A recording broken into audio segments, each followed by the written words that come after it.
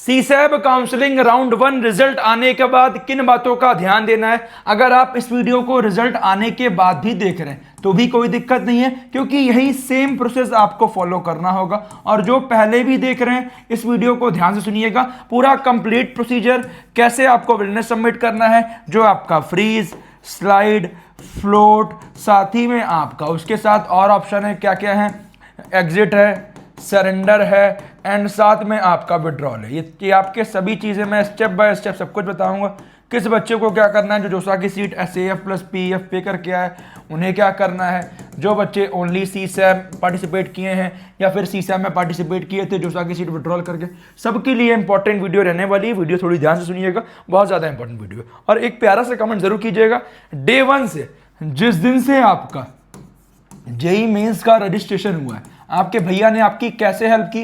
V1 academy team जो आपके पूरे मेंटर्स थे, साथ ही में अगर आपने पेड सपोर्ट नहीं लिया था तो आपको मैंने कैसे कितनी हेल्प की, वो सब कुछ मुझे कमेंट कीजिए, जिससे मुझे पता चलेगा कि मैं आपके लिए दिन रात मेहनत कर रहे हैं। आपको ये चीज़ वर्थ इट लगी या नहीं, मुझे ज़रूर कमेंट करके बताइएगा। सबसे मेन इंपॉर्टेंट बात क्या बेटा, जो आपका रिजल्ट है वो ध्यान दीजिएगा 6 अगस्त शाम 5 बजे को आने वाला है, ठीक है। अगली मेन इंपॉर्टेंट बात, सभी बच्चों के लिए इंपॉर्टेंट क्या है, जिन बच्चों को यहां पे सीट मिली हुई है उन्हें ऑनलाइन रिपोर्टिंग करना मैंडेटरी है। मतलब IF2 पे करना है, डॉक्यूमेंट्स अपलोड करने हैं और आपका विलिंगनेस सबमिट करनी है, फ्री स्लाइड फ्लोट। अगर आपको सीट छोड़नी है, जो सीट मिली हुई है आपको छोड़नी है और अगले राउंड में पार्टिसिपेट नहीं करना तो विड्रॉल करना है। और अगर सीट नहीं मिली हुई है, राउंड 2 में पार्टिसिपेट नहीं करना है, क्योंकि अगर राउंड 2 में सीट मिल गई तो लेनी पड़ेगी, नहीं लोगे पूरे पैसे वेस्ट, तो आपका एग्जिट करने का ऑप्शन रहेगा। सरेंडर क्या, तो अभी वो भी डिस्कस करूंगा, ध्यान दीजिएगा। रिपोर्टिंग करने की लास्ट डेट 10 अगस्त शाम 5 बजे, ठीक है। और जो आपका IF2 पे करना है, डॉक्यूमेंट्स अपलोड करना है, ध्यान दीजिएगा।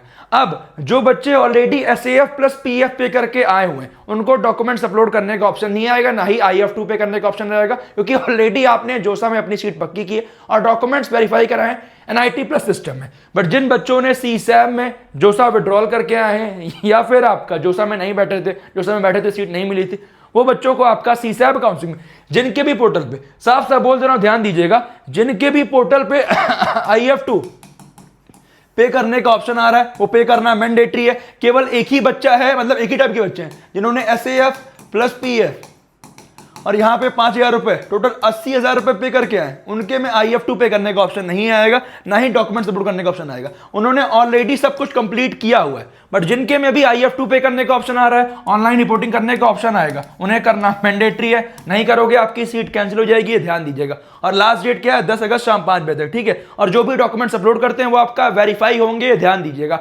वेरीफाइंग ऑफिसर के द्वारा। अगर उसमें कोई भी गड़बड़ी पाई जाती है आपको 11 अगस्त शाम 5 बजे से पहले सही करना है, नहीं करोगे आपकी सीट कैंसिल हो जाएगी, ध्यान दीजिएगा। अगली इंपॉर्टेंट बात, जो आपका राउंड 2 का रिजल्ट है वो आपका 12 अगस्त शाम 5 बजे से पहले करना है, ध्यान दीजिएगा। और IF2 पेमेंट करने की लास्ट टाइम है, ध्यान दीजिएगा, 10 अगस्त शाम 5 बजे तक, ध्यान दीजिए, ठीक है। और 12 अगस्त शाम 5 बजे आपका रिजल्ट आ जाएगा और 13 अगस्त से लेकर 18 अगस्त के बीच में आपका रिपोर्टिंग होने वाली है, ध्यान दीजिएगा। अब आइए समझ लेते हैं होता क्या क्या है। अगर आप ध्यान दीजिएगा, अब पहले टाइप के वो बच्चे हैं जो बच्चों ने जोसा में सीट पक्की की थी, एक SAF प्लस PF पे करके। ये बहुत सारे बच्चों के मन में डाउट होता है, हर बच्चे पे आऊंगा, ध्यान दीजिएगा, बस ध्यान सुनते चलिएगा, ठीक है। अब आपने चॉइस फिलिंग की, मान के लिए हमने 20-30 जितनी चॉइस फिलिंग की लास्ट में आपका, ठीक है, कंसीडर हुआ है सबसे लास्ट, ठीक है। अब ध्यान दीजिएगा, क्या बताना क्या चाह रहा हूं, अगर जो आपने चॉइस फिलिंग की है उसमें आपके रैंक पे कुछ लाइन नहीं हुआ तो फिर आपका X कॉलेज अलॉट हो गया, सेम जोसा वाला कॉलेज अलॉट हुआ। अब भैया मुझे अपनी जोसा वाली सीट ही लेनी है तो क्या करना पड़ेगा, फ्रीज करना पड़ेगा। कुछ बच्चे पूछते हैं मुझसे भी और मेंटर से भी पूछते हैं, भैया क्या मैं विड्रॉल कर दूं, मेरी जोसा वाली सीट रहेगी। बेटा यही जोसा वाली सीट आपको मिली हुई है, अगर यही सीट चाहिए तो आपको फ्रीज करना है, विड्रॉल कर दोगे सीट चली जाएगी काउंसलिंग से बाहर। कहने का मतलब जो CSEB काउंसलिंग है वो मान के चलो क्या जोसा का राउंड 6 है और राउंड 2 आपका जोसा राउंड 7 है, ये एक एक्सटेंशन राउंड ही है, बस इसमें चॉइस फिलिंग और रजिस्ट्रेशन अलग से करना है। बस मैं आपको एक आइडिया दे रहा हूं, ध्यान दीजिएगा। अब जैसे आप मान लो इसे भरा हुआ है, मतलब क्या, ये मान लो 30, 29, 28, 27, अब मान लेते हैं हमको 27 से मेरा कॉलेज मिल गया कोई भाई, तो फिर आपको यही लेना पड़ेगा।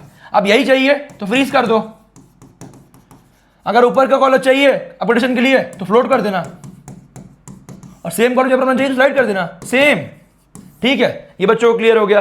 अब ध्यान दीजिएगा, जो बच्चों को लाइक जोसा में सीट नहीं मिली थी विड्रॉल कर दी है, या सीसैब में डायरेक्ट पार्टिसिपेट की है, जोसा में सीट नहीं मिली थी, तो उन बच्चों के लिए, जिन बच्चों के जोसा में सीसैब में IF2 पे करने का ऑप्शन आ रहा है और डॉक्यूमेंट्स अपलोड करने का ऑप्शन आ रहा है, आपको विलिंगनेस सबमिट करना भी जरूरी है, ध्यान दीजिएगा। फ्रीज तब करिएगा जब यही सेम कॉलेज सेम ब्रांच चाहिए, ठीक है। एक बार कर दोगे फिर चेंज नहीं होगा, ध्यान दीजिएगा। अगली इंपॉर्टेंट बात, स्लाइड तब करना जब सेम कॉलेज में अपर ब्रांच चाहिए, मतलब जो कॉलेज मिला हुआ है उसके ऊपर की जो ब्रांचेस फिल की हैं वही सेम कॉलेज आपका होगा। फ्लोट तब करना, 99% बच्चा फ्लोट ही करता है, ठीक है। फ्लोट करने का मतलब क्या है, ध्यान दीजिएगा। अब फ्लोट करते समय भी यहाँ देख लीजिएगा, ठीक है। So on. अब मानते हैं हमें ये वाला कॉलेज मिल गया, अब ये वाला कॉलेज मेरा पक्का है, फ्लोट करने पे इससे ऊपर की चॉइस कंसीडर होंगी, नीचे से हमें कोई मतलब नहीं है, इससे कोई मतलब नहीं, ठीक है। अब मान लेते हैं फ्लोट किया, आपके रैंक पे लाई ये वाला कर गया वही कॉलेज, राउंड 2 तो यही लेना पड़ा, नहीं भैया मेरा ही जाने का मन है, तो ऐसा नहीं होगा। तो एक बार फ्लोट करने से पहले चेक कर लेना ऊपर जितनी भी चॉइसेस फिल की हुई हैं सब सही है ना, कोई ऐसी चॉइस फिल नहीं की जहाँ आपको नहीं जाना है, ठीक है। तो ये ध्यान दीजिए, क्योंकि कोई नया कॉलेज मिला ऊपर रैंक पे लाई किया तो फिर वही लेना पड़ेगा, और यही सेम कॉलेज में सेम ब्रांच चाहिए तो फ्रीज कर लेना। समझ गया? फ्लोट का मतलब आपका ऑपरेशन के लिए अगले राउंड में कंसीडर किया जाएगा, ठीक है। तो आपका फ्रीज हो गया, फ्लोट हो गया, स्लाइड हो गया। अब समझते हैं विड्रॉल। विड्रॉल ओनली राउंड 1 में ही पॉसिबल है, ध्यान दीजिएगा, ओनली राउंड 1 में ही पॉसिबल है। राउंड 2 में कोई विड्रॉल पॉलिसी नहीं है, सीट मिलेगी तो आपका लेना ही पड़ेगा, नहीं लोगे नो रिफंड पॉलिसी, कोई भी पैसा आपका रिफंड नहीं होगा, ध्यान दीजिएगा। तो अगर आपको सीट को छोड़ना है और राउंड 2 में पार्टिसिपेट नहीं करना है तो फिर आप विड्रॉल कर लेना, 7,000 रुपए कट के आपका रिफंड हो जाएगा। अगला मेन इंपॉर्टेंट बात, अब देखो समझिएगा एग्जिट। एग्जिट क्या होता है? अगर राउंड 1 में सीट नहीं मिली और राउंड 2 में पार्टिसिपेट नहीं करना है, ठीक है, राउंड 2 में अगर पार्टिसिपेट करना है तो कुछ नहीं करना, ओनली छोड़ देना, वेट करना है। अगर राउंड 2 में सीट मिल गई तो लेनी ही पड़ेगी, नहीं लोगे तो आपको कोई पैसा रिफंड नहीं होगा, ठीक है। अब अगर राउंड 2 में पार्टिसिपेट करने का मन नहीं है, भैया मुझे कहीं और मिल गया है या मेरा मन नहीं है, मुझे ड्रॉप लेना है राउंड 2, तो आप एग्जिट कर लेना।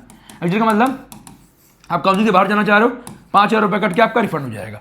अगली मेन इंपॉर्टेंट बात, सरेंडर क्या होता है, ठीक है। सरेंडर समझिएगा, सरेंडर ध्यान से करिएगा। मान लेते हैं कि हमने चॉइस फिलिंग की हुई है, ठीक है, सो ऑन। अब मानते हैं मुझे ये वाला नंबर मिल गया, ये कोई एक्स कॉलेज मिल गया, ठीक है।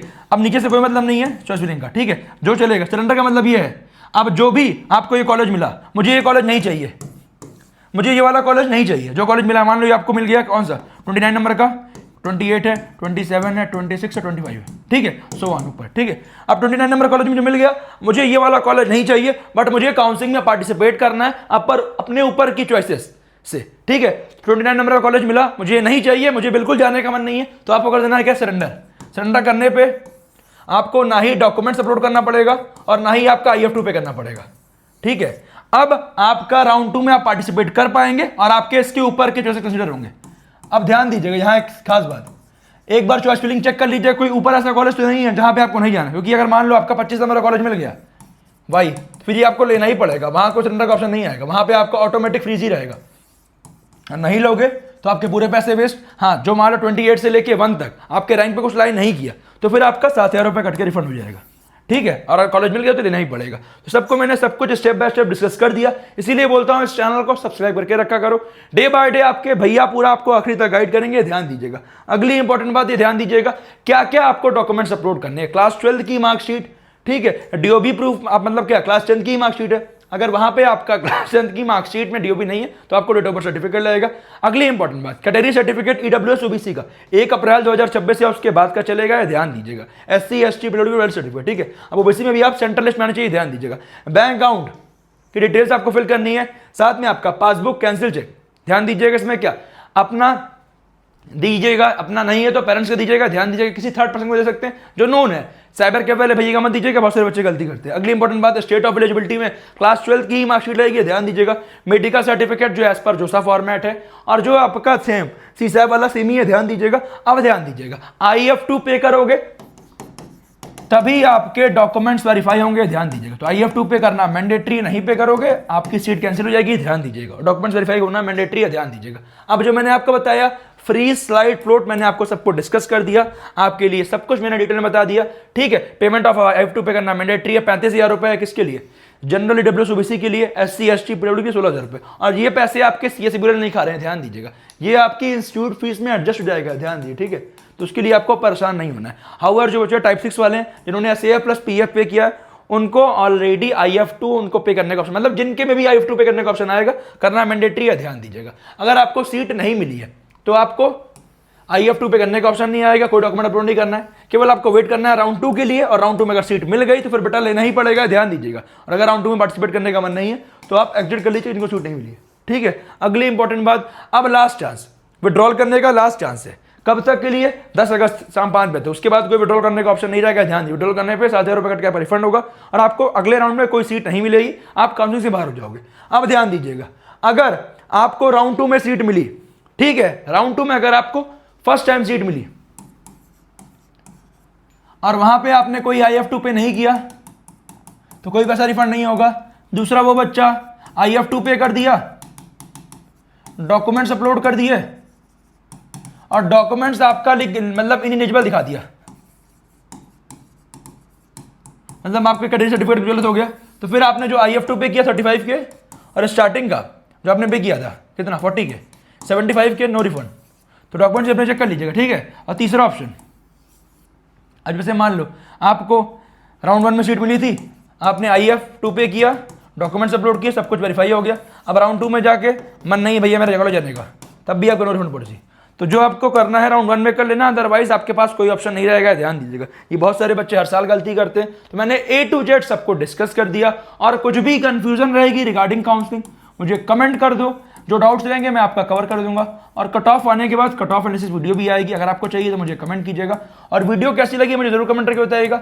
मिलते हैं अगले इंपॉर्टेंट वीडियो में, wish you all the best. Tension बिल्कुल मत लीजिएगा, जैसे देखिए मैंने आपका अभी साथ दिया, तो अभी जब आपका अभी क्या कॉलेज स्टार्ट होने वाला होगा तो एक टिप लेके आऊंगा, किस बच्चे को किस चीज का ध्यान देना है, AI आ रहा है तो कैसे आपको जॉब प्रोस्पेक्टिव की तरफ जाना है जिससे आपको कोई दिक्कत ना हो, तो सब कुछ A to Z video channel पर मिल रही होगी, उसके लिए इस चैनल को सब्सक्राइब करिएगा। Wish you all the best.